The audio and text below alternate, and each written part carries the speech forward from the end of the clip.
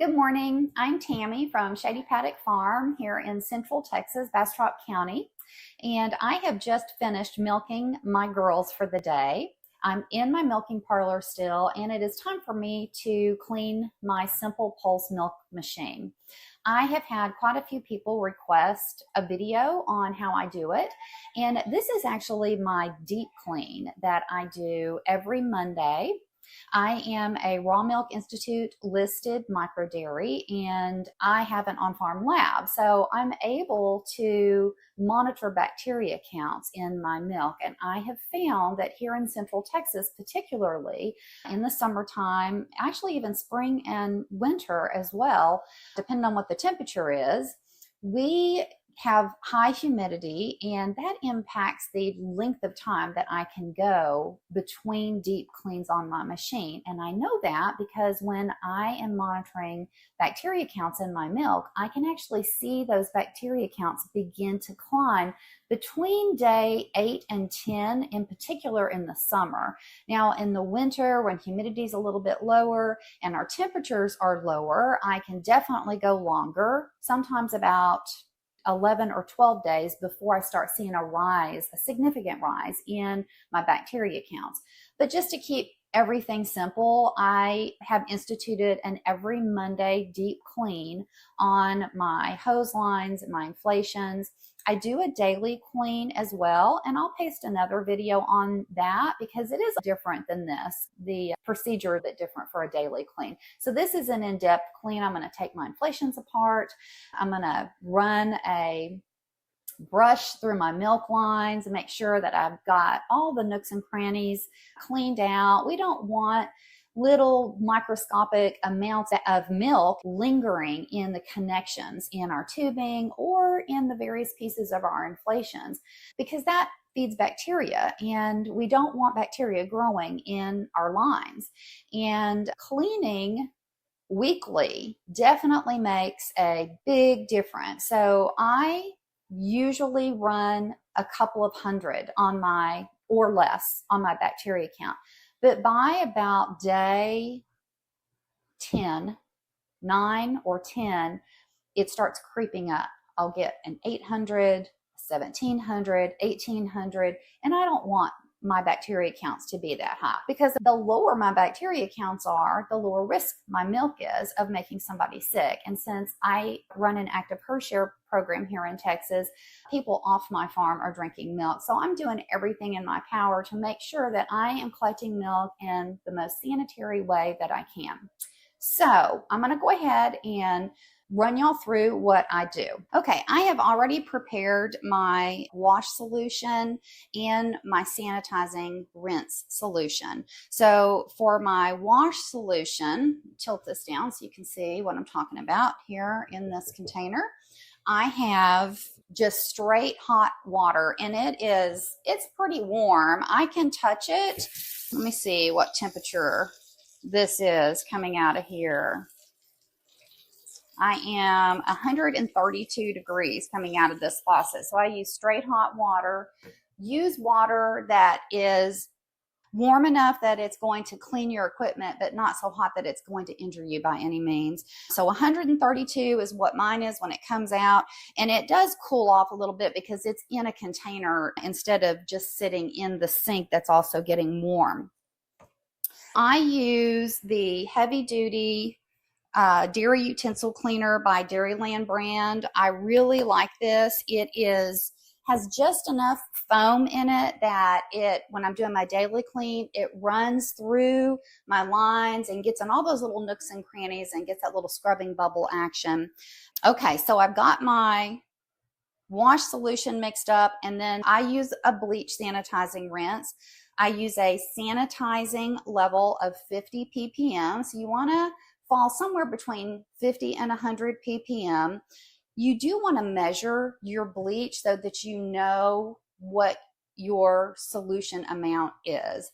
When you're just willy-nilly tossing a little bit of bleach into a little bit of water and you don't really understand what the ppm is, you're going to run the risk of having bleach residue on your equipment, and we don't want a bunch of bleach residue in our equipment. Now, it is a good practice before you start, after your equipment has dried, just to run some water through your equipment and make sure that all of that bleach has been rinsed out. Not everybody does that, but if you have liquid still in your equipment the next day, you really need to go ahead and run some water through it so that you can be sure that you've rinsed all of that bleach out. Okay, so what I'm going to do now is break down my inflations. Normally, I would run water through here if I was just cleaning for the next day. That would be my step, is I would turn my machine on and I would run water, cool water through this to rinse all of this milk out of my line. But since I'm breaking this down, I'm going to skip that step. I'm just going to hold these here so that they don't fall on the floor. I'm going to take this inflation completely apart. Let me turn on my water, rinse all of this milk out. We want to get as much of the milk out as we can before we start washing. And I do not take the silicone liner out on a deep clean. Just put that whole thing down in there. I am going to take the parts of the claw apart. Take each piece out of here. This little kind of orangish red seal, I don't usually put it in here in the hot water to soak because they have a tendency to shrink a little bit. So I clean them and I sanitize them, but I don't sit them down in this really hot water to soak. So I'm just going to set that aside for now. All the rest of this can just go down in here. Now I'm going to pop this little silicone disc out of the bottom. Then I've got this clear housing here and then the screw that holds everything together. So I'm going to go ahead and do the same thing over here on this side. Rinse everything out. And this really goes pretty quickly once you get the hang of taking everything apart. Okay, next I'm going to take off the hose connections below the Y connector, and the same thing here. I'm rinsing milk out, but I'm also rinsing the outside of this to get any dust, debris, hair that has stuck to this. I don't want that in my wash solution. So I'm getting all of this rinsed off. Drop that down. Next is my Y connector. And I do recommend that you keep extras of these on hand, because just as sure as you don't, something's really hard to get out one day and you tweak it just the wrong way and crack it. So always have extras of all of these connectors on hand. And one of the wonderful things about Simple Pulse is that you can get all of those pieces to keep on hand individually. They're very inexpensive. So I highly recommend that you keep extra parts on hand. Okay, now I'm going to rinse the milk out of my hose.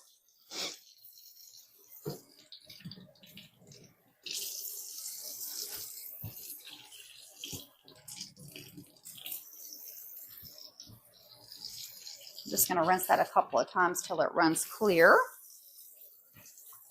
And then the same thing with rinsing off the outside of this tubing. Just want to make sure that any little dust or dirt, hair from the goats, none of that stuff is stuck on here.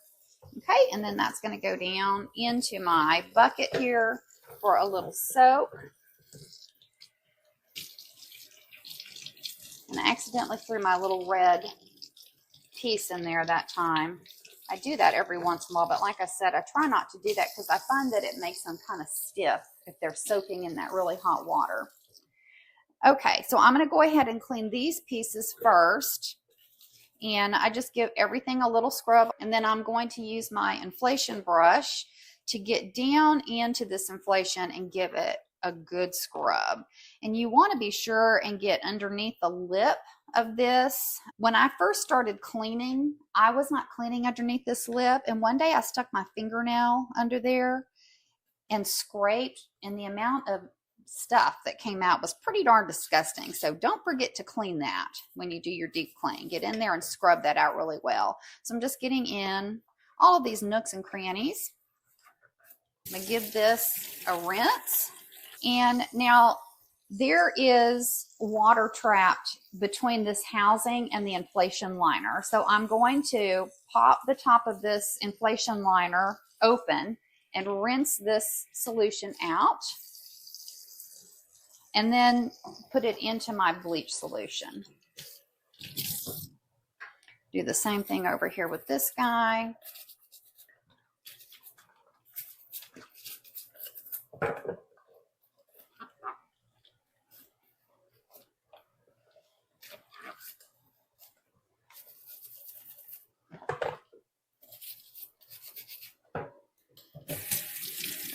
Rinse. Now I'm just going to start fishing the pieces out of here and scrubbing all of these little components. What happens is milk fat can get stuck to these little pieces, and then that is a food source for bacteria. So we always want to make sure that we make a commitment to tearing our inflations down and scrubbing all of these pieces. And like I said, I need to do it weekly. I have found that 7 days works really well year-round for me to keep my bacteria counts in my milk really low, where I like for them to be. Now, same thing for my hoses. Scrub the outside, get down in here and scrub the inside of these. And I do pay close attention to the ends where the connections go in, because we get some little indentions in there. So a quick scrub.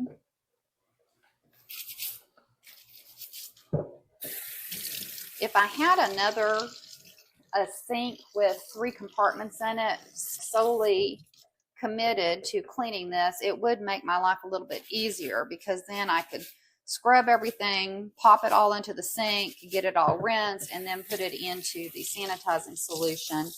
But I didn't think ahead that far when I built this little parlor.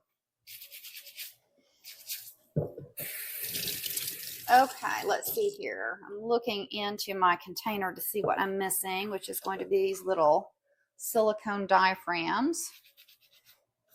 And you do want to get into the nooks and crannies on this little guy really well. Give that a good scrub into my bleach solution. Bleach solution is a personal choice for me. It works really well. Like I said, we have high humidity here, and if I have moisture that is sitting for 24 hours, because I'm a once a day milker, so if I have moisture that is sitting for 24 hours, I want to be sure that it has some sanitizing action to it, because we know that bacteria loves moisture. I did try to use acid rinse, and because I'm pretty sure it's because I'm a once a day milker, it didn't work for me. I was having problems keeping my bacteria counts low for that full week when I was using it. So I went back to using a chlorine solution, and it's been fine. Haven't had any issues since then. Like I said, I do monitor how much bleach I am putting into my sanitizing solution. I use regular Clorox bleach. I buy the one that says disinfecting bleach on the label, because there are so many different ones out there now that it is easy to buy something that's not best suited for this purpose. So you want the container that says disinfecting bleach on the outside, and there are different concentrations of bleach. This one's 7.5. It's not scented. It's not low splash. It's not any of the fancy stuff. It's just plain old-fashioned bleach.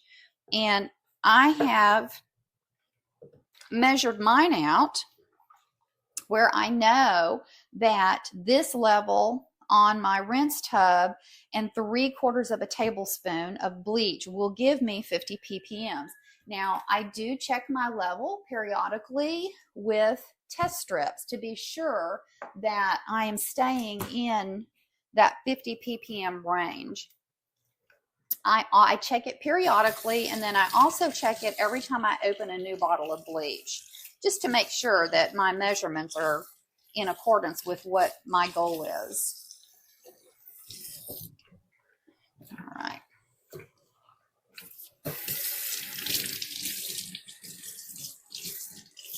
These little guys rinsed off.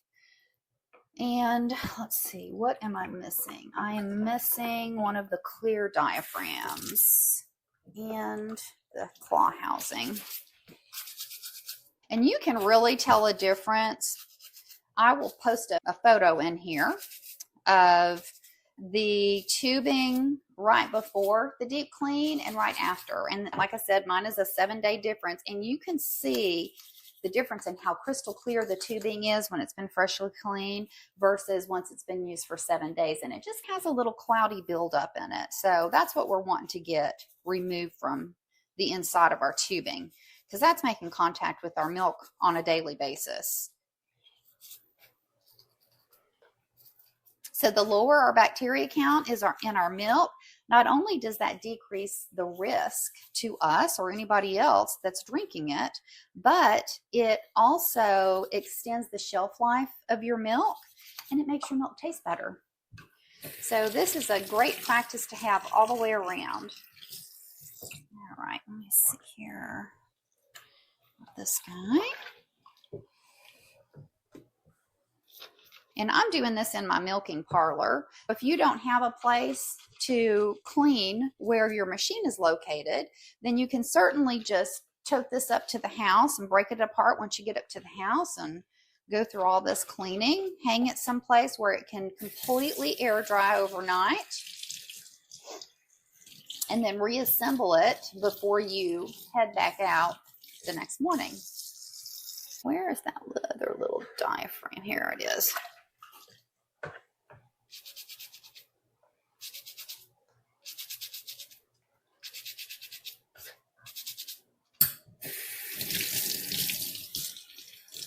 Okay, got this little guy done. Now I'm just going to go ahead and let this stuff sit in here while I disassemble my lid. I love these lids from Simple Pulse. Probably one of my favorite aspects of this setup, because it comes apart so easy, and I can see everything. So I know I can look in and see that it's dry. I can see that there's not any buildup in it. So I'm going to take the top part of this lid apart, rinse all the milk off. Same thing with the gasket that's inside there. I've got my milk filter. I'm going to discard that. Rinse the milk off of this little guy. I'm pulling the gaskets out of these, all of my milk off. And I'm going to go ahead and rinse the residual milk out of this jar, but I'm not going to wash this, because this jar is actually going to go up to the house, and I'll have a new one will come out here for the week. I'm going to set that aside.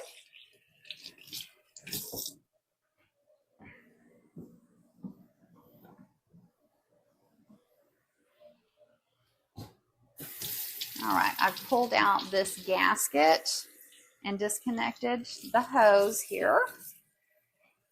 It's going to get the condensation that built up in this hose rinsed out. I'm going to drop these down in here, let them soak for just a minute while I go ahead and get all of this stuff set over here on my bamboo dish rack to dry. And what I usually do with these is I just fling them to try to get as much excess moisture as possible out. And now I'm going to sit them so that they can drain.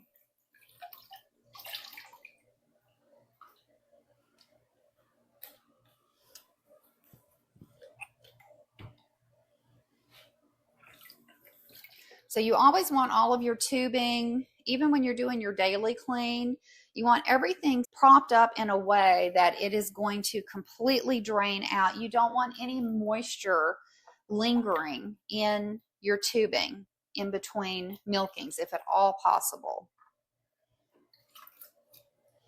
So I'm getting as much excess moisture as I can off of here.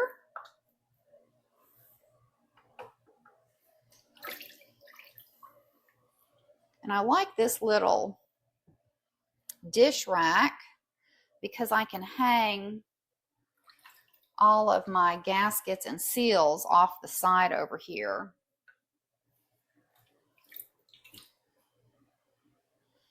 So that they can all fully dry as well. Okay, get that bleach off my hands.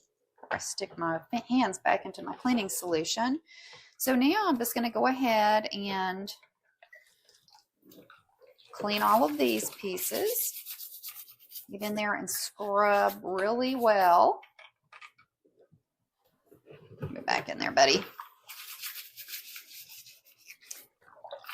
And these lids actually get cleaned every day like this. I take the gaskets out of them every day, separate them, and clean them so that they can air dry.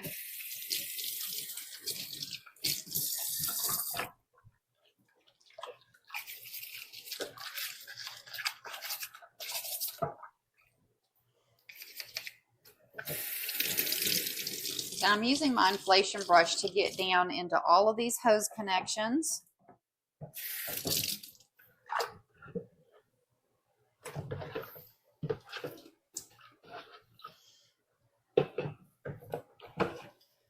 Clean down in here. I don't take the white piece out of here because it is really, really hard to get in and out. I do replace this every year though, this hose.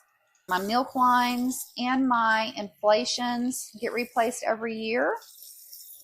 The claws, I just replace the entire setup.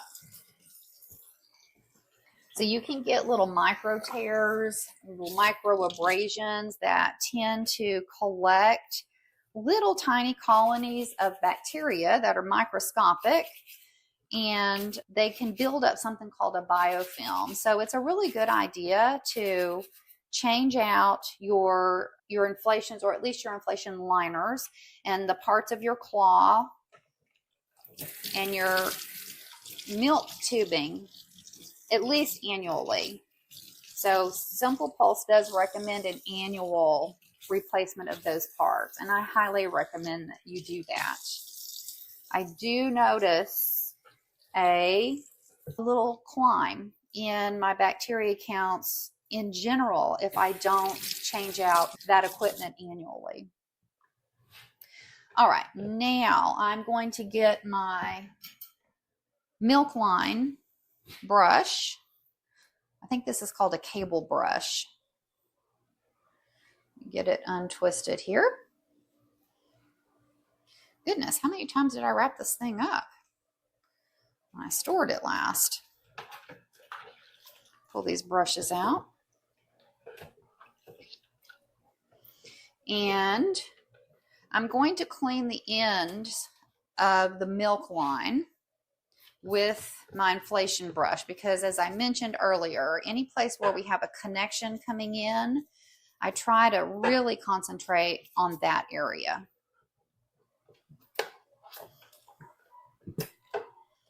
Same thing over here. Okay. So I have a little bit of water in my tubing here, and I'm going to go ahead and take my cable brush and slide it down. This is probably the hardest part of this entire thing, and it's just because you have to wrestle with it a little bit. The straighter your hose is, the easier it is to get this brush to come through, but you do have to fight with it a little bit to get it through. It's not a big deal. It's just in compared to how easy everything else is, it's a little frustrating. So I'm going to pull this through here. And then what I do is I get a little bit of water in and do a little rinse action in there. Get rid of that. I'm going to get some more soapy water in here, and I'm going to pull this cable brush through a second time. Sometimes I do it 3 times, but I find that 2 works perfectly fine. That's just for me, so everyone's going to have to come up with a process that works best for them. Pull this guy through again. All right.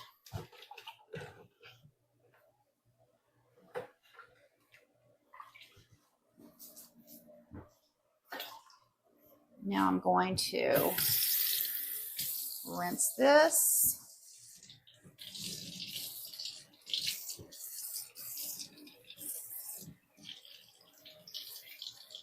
Just fill it up with water.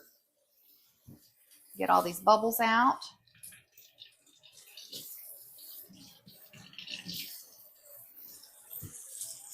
Do it one more time. All right, and now I'm going to coil this into my chlorine solution. And see, it looks like I have all the pieces to the machine done. So the last thing that I do, I'm going to put this back on real fast on my machine. Can you see? Yes. And I still have my overflow jar connected down here. I'm going to put a funnel on. And I'm going to take a little bit of my chlorine solution and pour it through here. Because I just want to run it through this valve down here so that this also gets a little bit of a clean with a little sanitizing rinse. And that will sit in there and dwell as it dries. Okay, run this guy back through here.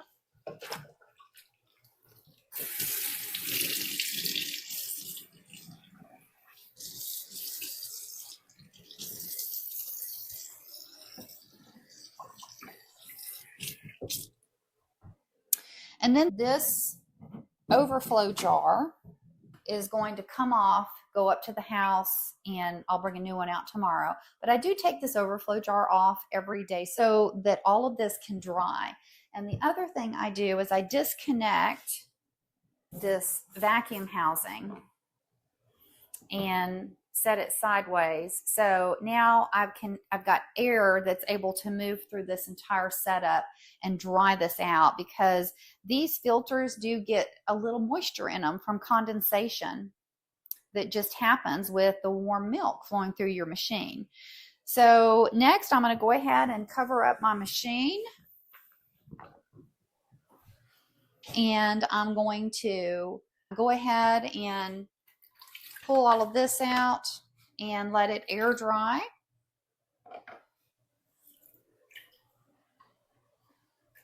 Get all these gaskets, lids hung up here.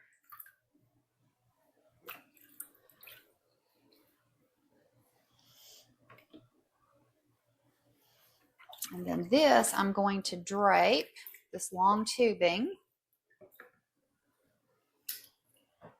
Shake the excess out without letting it touch the floor.